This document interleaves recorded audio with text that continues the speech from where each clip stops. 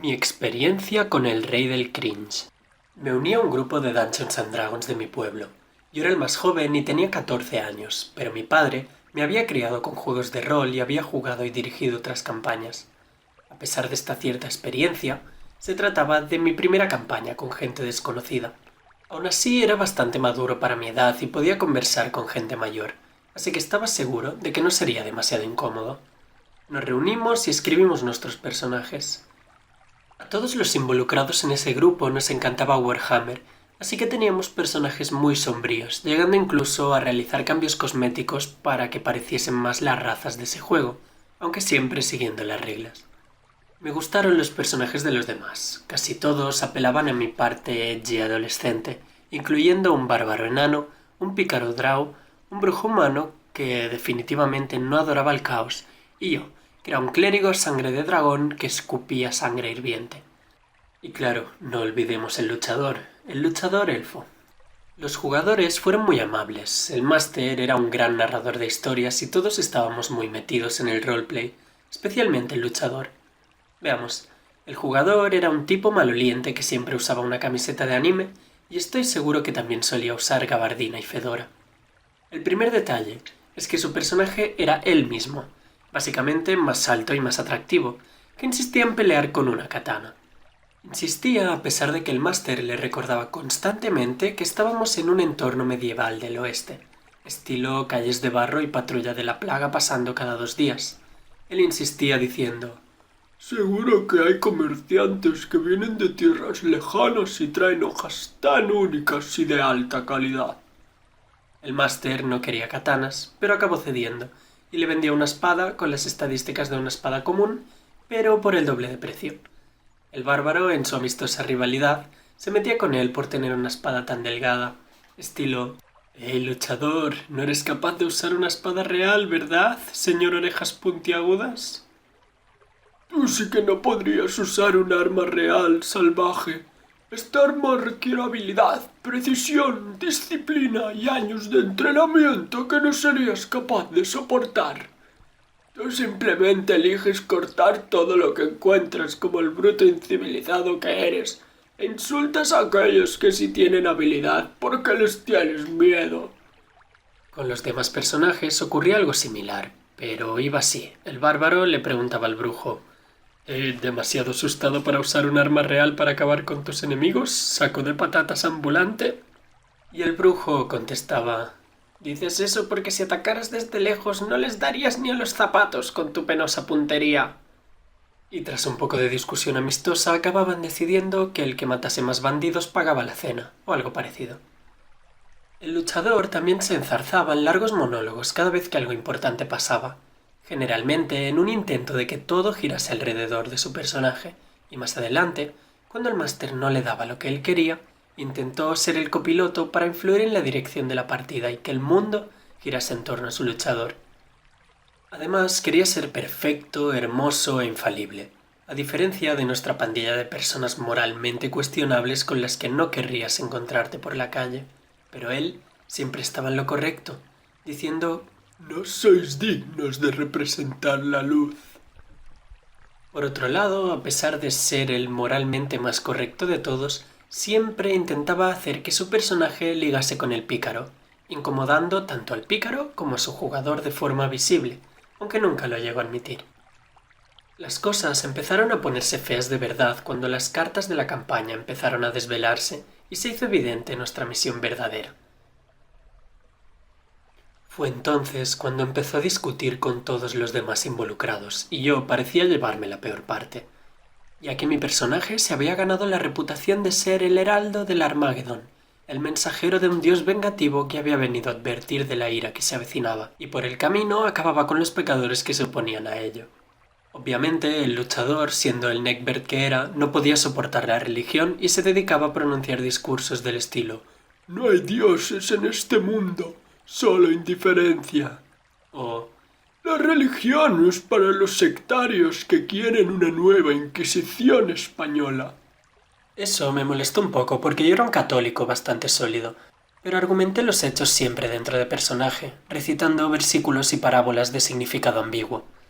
El resto del grupo y yo queríamos un final de campaña estilo Libro de las Revelaciones de la Biblia, en el que una furia divina se lanza sobre el mundo y los ejércitos vengativos de dioses y los mortales leales a ellos se enfrentan a los demonios y a los mortales que han sido engañados y tentados por sus falsos milagros mientras se desata el mismísimo infierno en la tierra. Pero el luchador tenía otros planes. Quería salvar el mundo sin esfuerzo ninguno y convertirse en el rey de todo, y claro, a nosotros nos permitiría ser la clase media o algo así. Pero al máster no le gustó esa idea, por lo que tendía a inclinarse más hacia la ruta bíblica. Debido a ello, a partir de cierto momento en la campaña empezamos a enfrentarnos a más enemigos bíblicos y demoníacos, y la trama comenzó a avanzar en esa dirección. Más o menos por la mitad ya estábamos bastante involucrados con los dioses.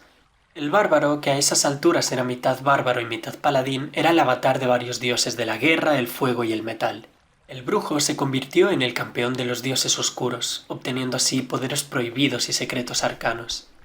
El pícaro había desarrollado planes que involucraban a 11 dioses distintos y todos estaba plegando sobre sí mismo en una mezcla de fantasía oscura e historia bíblica, así que íbamos bien encaminados. Asimismo, el luchador también había recibido ofrecimientos para convertirse en el campeón de alguna forma de divinidad, pero siempre se negó porque yo no temo a los dioses. Finalmente, se cansó de no ser el mejor en todo y de que la campaña no saliera como él quería, por lo que se convirtió cada vez en un lobo más solitario y en general no mejoró para nada sus vibras de protagonista de anime. Después de varias rabietas en la mesa, decidió desafiarme a un duelo. Mi personaje de verdad estaba esperando una oportunidad para poner a ese trozo de mierda arrogante en su lugar y demostrarle el verdadero poder de sus dioses. Así que acepté a pesar de la injusticia inherente de una pelea entre un clérigo y un luchador. Pero entre que mi clérigo tenía el dominio de la guerra y parece que también era el profeta elegido por los dioses de los dados, acabé ganando. La ira de los dioses llovió desde los cielos dándome una abrumadora victoria mientras le enseñaba a él su lugar entre los mortales, muy por debajo de ellos. El jugador empezó a decir que era injusto y que usar mis poderes divinos era hacer trampa. Los demás obviamente comentaron que lo que no es justo es un duelo entre un luchador y un clérigo que no puede usar sus poderes divinos. Él no iba a aceptar nada de eso. Teníamos que curarle y pelear de forma justa de nuevo.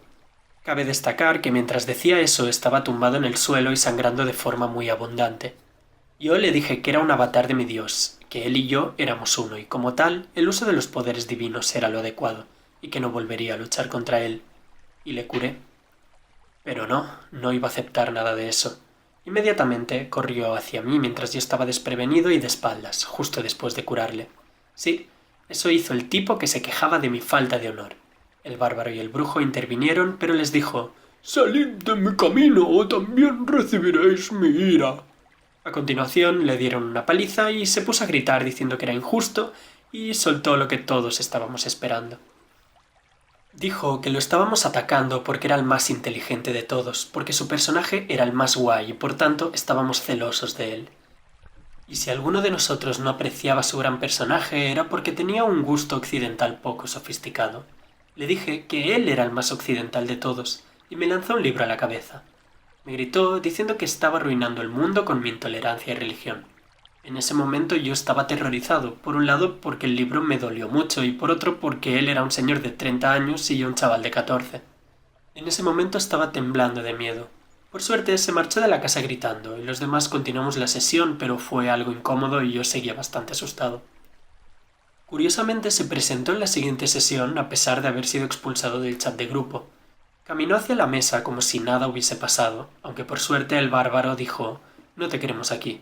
Asustaste al pobre muchacho y todavía tiene la cara magullada».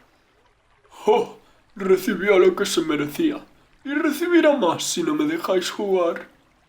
A esas alturas yo ya estaba empezando a asustarme otra vez y estaba preparándome para salir corriendo, cuando el máster dijo: «Deja en paz al chico y vete de mi casa antes de que llame a la policía».